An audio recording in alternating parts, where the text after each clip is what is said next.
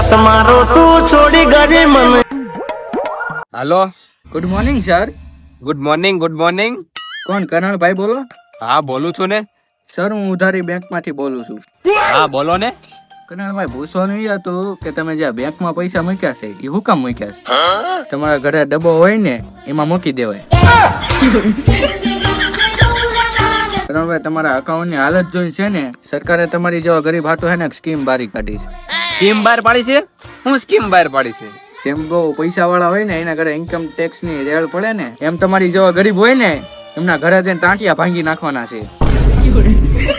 જો ભાઈ તમે થોડીક સભ્યતાથી વાત કરો. સભ્યતાથી? એ તો અમારે કઈક બેંક ની મજબૂરી છે ને એટલે.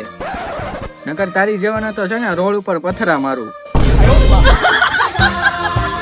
હવે તારું બેંક અકાઉન્ટ છે ને એ અમે બંધ કરવી છે, અને જે એમાં પૈસા પડ્યા છે ને એ એમાં કૂતરા બિસ્કિટ ખવડાવી દેવી છે.